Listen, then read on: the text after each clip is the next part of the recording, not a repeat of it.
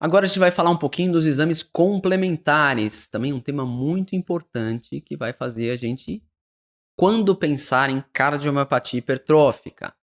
Tá? Então a gente tem vários exames importantes, o eletrocardiograma muitas vezes é o exame inicial, que vai levantar essa suspeita, a gente vai mostrar os detalhes do eletro.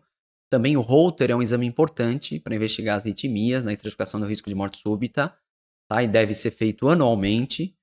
O ecocardiograma é o exame inicial que a gente vai fazer a principal suspeita diagnóstica. A ressonância, a gente mostrou para vocês a importância das cardiomiopatias de forma geral e na hipertrófica não é diferente. A gente vai comentar em detalhes a seguir. E os testes genéticos também têm uma importância para a cardiomiopatia hipertrófica. Então, o eletro, né? A gente sabe que o eletro é alterado na grande parte das vezes. Quais as alterações? São alterações que sugerem sobrecarga ventricular esquerda, né? Então, alterações que indicam a hipertrofia ventricular esquerda, como desvio do eixo para a esquerda, critérios de voltagem e outros critérios de sobrecarga ventricular esquerda. Como a gente pode ver aqui, né? Tem vários critérios, o S de V3, o R de AVL, alterações marcantes de repolarização.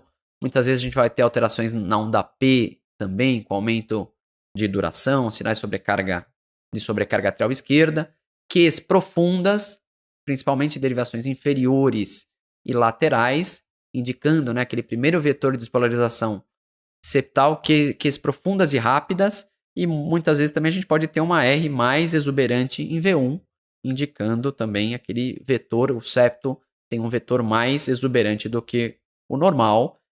E a grande mensagem é que o eletro na cardiomiopatia hipertrófica ele é alterado em aproximadamente 90% dos casos e muitas vezes antes até do que as alterações no ecocardiograma e na ressonância cardíaca. Então, se você tem um eletro muito característico, um eco normal dentro de um contexto específico, a gente deve muitas vezes investigar mais a fundo, principalmente com a ressonância cardíaca. E guardem esse eletro é um eletro que cai recorrente na prova. Tá? Então, o eletro que a gente vê aí, sinais de sobrecarga ventricular esquerda, mas o que chama atenção são ondas T's negativas de grande magnitude, a gente chama de T gigantes. Aqui tem mais do que 5 milímetros, mais do que 10, associado a um infradesnível. Tá? Em critérios de voltagem, sobrecarga ventricular esquerda, associadas em ondas T's negativas e profundas e infradesnivelamento do segmento ST. Então, quando a gente tiver isso, tá, a gente deve lembrar da cardiomiopatia hipertrófica apical, também chamada de doença ou síndrome de Yamaguchi. Aqui um outro exemplo, um caso aqui do meu ambulatório, né, um caso bem típico também que a gente vê alterações marcantes do eletro e aqui a ressonância cardíaca do caso mostrando uma hipertrofia apical. A gente vê que não é tanto no septo, é mais na porção apical, uma hipertrofia apical bem marcante. Então, essa cardiomiopatia hipertrófica apical. E aqui a gente pode ver o eco também, muitas vezes não é fácil ver no eco. A gente pode ver essa hipertrofia muito mais marcante no ápice. Tá? E aqui, quando coloca o contraste, forma até aquele formato de espadas, que é até mais característico na ventriculografia. Então, o eco muitas vezes vai passar batido a cardiomiopatia hipertrófica apical, então a gente vê aquele eletro sem uma outra justificativa, lembrar de investigar mais a fundo, principalmente com a ressonância. A cardiomiopatia hipertrófica apical, a gente falou para vocês que não é a mais comum, ela era menos de 10% dos casos, tá? Ela é mais prevalente no sexo masculino, foi descrita em orientais, tem aquela alteração eletrocardiográfica típica, ela raramente, né, vai dar alguma obstrução, em alguns casos você pode ter um acometimento mais médio ventricular, mas quando é só apical mesmo, ela não dá obstrução. Ela, em geral, tem melhor prognóstico, ela tem menos carga de fibrose, menos indicação de CDI. Então, é de melhor prognóstico de forma geral. E na ventriculografia, principalmente, forma aquele aspecto de as de espadas, está mostrado aqui, tá? Relacionada à hipertrofia apical importante. E o ecocardiograma? O ecocardiograma, sem dúvida, é o exame inicial mais importante. E é quando a gente vai suspeitar. Então, aqui a gente pode ver aqui um espessamento septal importante e aquele movimento sistólico anterior, tá? O folheto valvo mitral encostando no septo. E aqui, de novo, esse espessamento. Então, é um eco bem característico da cardiomiopatia hipertrófica. Então, quais são as alterações no ecocardiograma? A gente já disse que para o diagnóstico, a gente tem que ter uma espessura miocárdica, normalmente o septo, diastólica, então na diástole, maior ou igual a 15 milímetros. Mas se eu já tiver um parente com diagnóstico estabelecido, aqui não fala que tem que ser em primeiro grau, mas em geral, parente primeiro, segundo grau, tá? A diretriz lá não coloca que tem que ser obrigatoriamente primeiro grau, mas se tiver em primeiro grau, com certeza reforça. Concepto maior ou igual a 13. Disfunção diastólica, ela está muitas vezes presente, ela é menos grave do que outras cardiomiopatias, como por exemplo a amiloidose cardíaca, mas é uma alteração frequente na cardiomiopatia hipertrófica. Então, muito importante avaliar a função diastólica, relação E-A, relação E-linha. Então, é importante o movimento sistólico anterior da válvula mitral, que a gente já mostrou para vocês alguns exemplos. Então, na prova, descrever o movimento sistólico anterior, pense em cardiomiopatia hipertrófica, principalmente cardiomiopatia hipertrófica forma obstrutiva. E o gradiente dinâmico de via de saída do ventrículo esquerdo. Aqui, algumas lembranças importantes. O gradiente é na via de saída do ventrículo esquerdo. Pode ser em outros lugares? Pode. Médio ventricular, mas isso é raro. Quase sempre vai ser na via de saída. E aqui é o gradiente máximo, diferente da estenose aórtica, que é o gradiente médio. E quando que eu considero maior ou igual a 30 obstrutivo? Mas isso é dinâmico. Por quê? Eu posso ter alguns pacientes que têm gradientes ausentes ou pequenos ao repouso e fazem uma carga de esforço pequena, esse gradiente vai lá para cima, ou com as manobras provocativas como valsalva ou ortostase, esse gradiente se altera bastante. Então é muito importante avaliar esse gradiente no ecocardiograma. E a ressonância na cardiomiopatia hipertrófica? A ressonância é extremamente importante. Tá? Ela vai servir em vários cenários. Um cenário muito interessante é quando eu tenho suspeita, mas o eco veio inconclusivo. Então eu tenho alteração no eletro, marcante, fiz lá o eco, alterações muito discretas, não veio inconclusivo, a ressonância é importante nesses casos. Diagnóstico diferencial com outras doenças que podem simular, que a gente chama de fenocópias, aquelas doenças que podem simular cardiomiopatia hipertrófica. Muitas vezes tem uma apresentação muito parecida em termos de eletro, ecocardiograma, mas com tratamento totalmente diferente. Então aqui a gente lembra a amiloidose, a doença de Fabry, que é uma doença de depósito lisossômico, tá? A deficiência da alfa-galactosidase, e relacionada, né, a uma doença com herança ligada ao X, então tem casos mais graves em homens.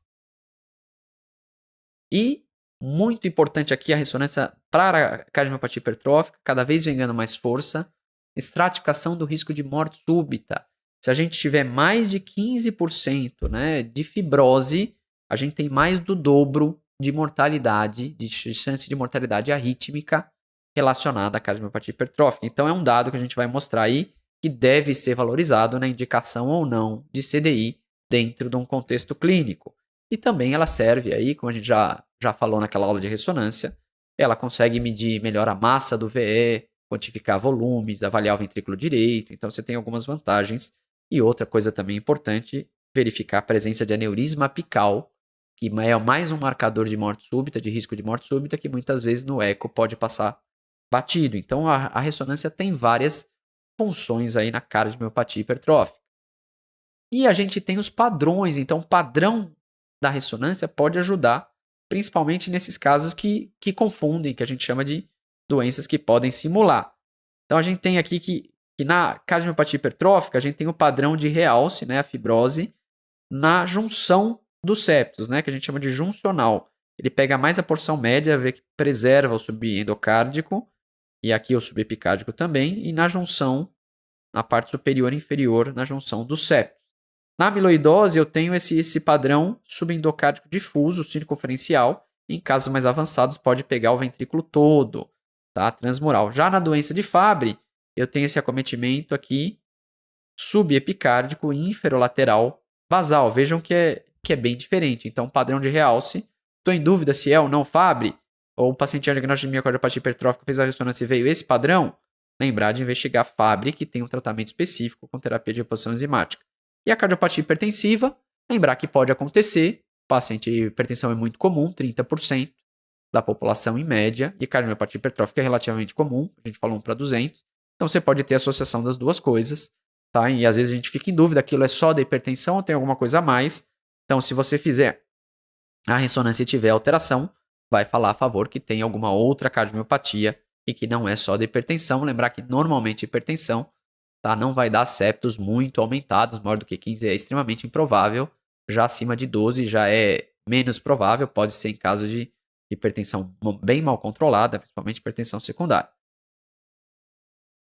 E aqui a gente mostrando para vocês um caso de cardiomiopatia hipertrófica com pouca fibrose, tá? Aquela padrão juncional e outro com bastante fibrose, tá? Então esse aqui tem um risco maior de morte súbita por arritmia, lembrar daquele valor de corte de 15%, tá? Que aumenta bastante o risco e a gente deve levar em consideração.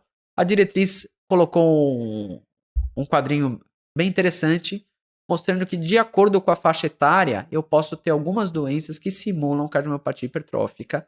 A gente não vai falar todas, tá? A que chama atenção aqui, se for bem no início, doença de Pompe, mas aqui a gente chama atenção que muitas vezes a gente vai ter dúvida se é um coração de atleta ou não, a gente vai ter uma aula só disso, mas principalmente doença de Fabry, próximo dos 40 anos, tá? Aqueles pacientes que também muitas vezes têm cometimento renal, tem angioqueratomas, as alterações cutâneas, alterações de sudorese, e nos pacientes mais idosos, principalmente depois de 60 anos, aqui a amiloidose entra como uma fenocópia muito importante, simulando muitas vezes, a gente cansa de pegar ecocardiograma, que vem com laudo de cardiomiopatia hipertrófica, e é amiloidose, tá? Então, lembrar que principalmente nos pacientes mais idosos.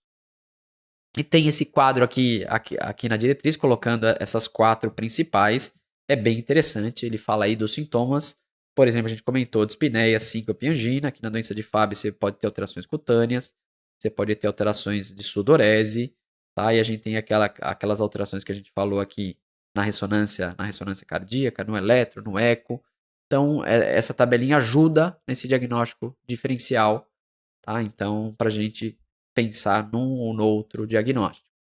Tá, então, a gente revisou aqui os principais exames complementares na cardiomiopatia hipertrófica, falou da importância de se pensar em outros diagnósticos, estabelecer diagnósticos diferenciais que têm tratamento totalmente diferente. Tá? E o ecocardiograma e a ressonância são 2 exames muito importantes, claro que junto com o eletro, o Holter e em seguida a gente vai falar de outro exame que tem a sua importância cada vez maior, que é o teste genético.